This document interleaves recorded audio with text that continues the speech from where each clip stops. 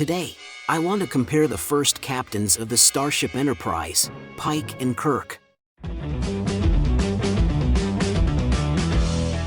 Place anybody who needs hospitalization.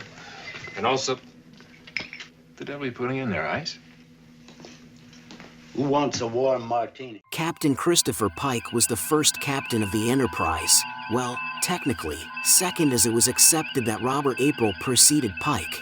But other than the animated episode The Counter Clock Incident, we never saw him.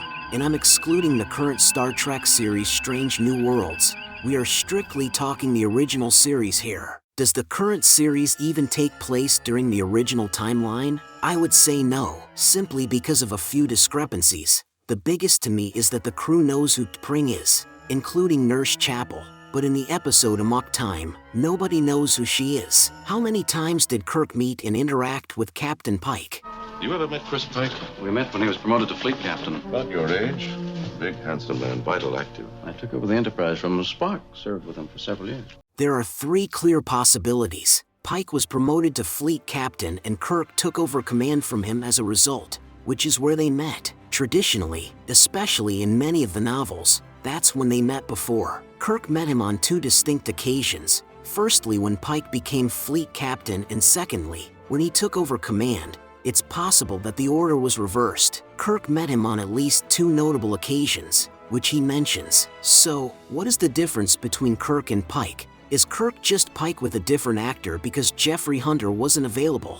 First, let's discuss why Pike left the Enterprise and why Kirk took over. Within Star Trek's canonical fiction, Christopher Pike was simply promoted from leading the USS Enterprise, which made perfect sense for a man who has been routinely hailed as one of Starfleet's finest starship captains. Pike served as the captain of the Enterprise for 15 years. Given Pike's vaunted reputation and achievements, it's logical that Starfleet promoted him to fleet captain, where he played a key role in training new Starfleet Academy cadets. James T. Kirk took over as captain of the Enterprise. Pike, played by prolific film actor Jeffrey Hunter, is vastly different than Captain Kirk. He's a much darker and more introspective character, shown to be filled with regret and self-doubt, possessing much less of the cocky swagger that William Shatner's Kirk would eventually bring. My own yeoman and 2 others dead, 7 injured. Was there anything you personally could have done to prevent it? Oh, I should have smelled trouble when I saw the swords in the armor. Instead of that, I let myself get trapped. Answer me now! I cannot deny it. You were demoted Yes. for insubordination. On occasion, I have disobeyed orders. Listen to him. You listen, Miri. I did. Why do you think I brought him here?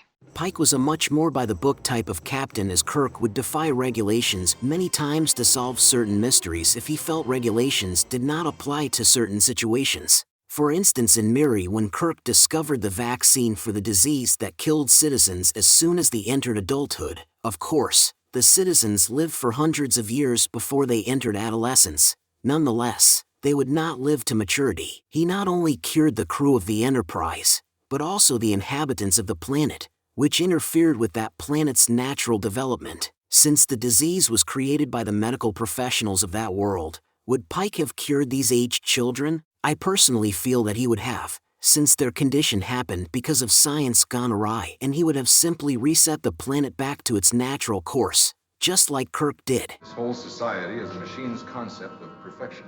Peace, harmony, but no soul. I am Landru. It's the same thing as in Return of the Archons. The planet was taken off course by the computer Landru, and they simply set the planet back on its natural course. Many other episodes feature this type of course correction, such as Veal and the Apple. Keep those people from feeding Vol. Don't let them feed Vol. Keep them in the hut. Mr. Spock! A Taste of Armageddon is a bit different since the world leaders know what the computer is doing and capable of, but here Kirk had to interfere to save his crew, since they were scheduled for termination. There's just one thing I want. The Klingon?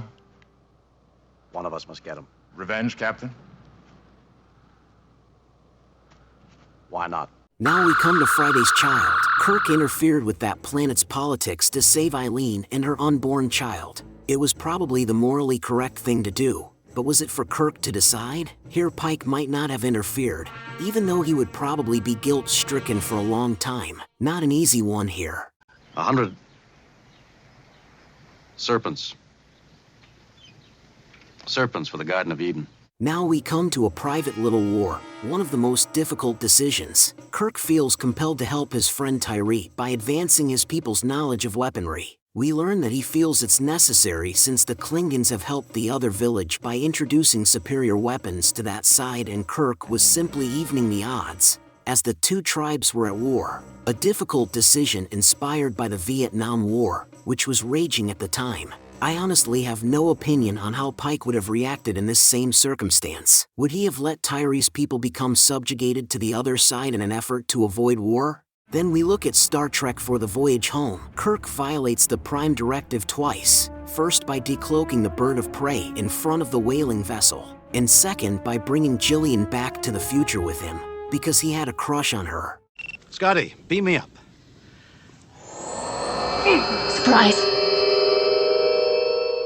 Scotty also violates the Prime Directive by giving the formula for transparent aluminum to a 20th century Dr. Nichols. But we're not discussing Scotty's violations here. Also, Chekhov left a communicator on board that Century's Enterprise, but again, not relevant to this article. I just know someone's going to give me grief about it in the comments unless I mention it. So let's continue. Here I feel that Pike would not have decloaked a Klingon bird of prey in front of a 20th century whaling vessel, nor do I believe he would have brought Jillian with him to the future. After all, she may have done something necessary after the whales incident that, if she weren't there, could have had serious repercussions to future events. Those are my views on the subject. What do you think? Do you agree that Pike would have behaved differently from Kirk in some of these occasions? Let me know your thoughts in the comments. And, while you're at it, I'd be honored if you subscribe to my channel, ring the bell to stay informed. Also, check out my Carl Vincent Vampire Hunter franchise,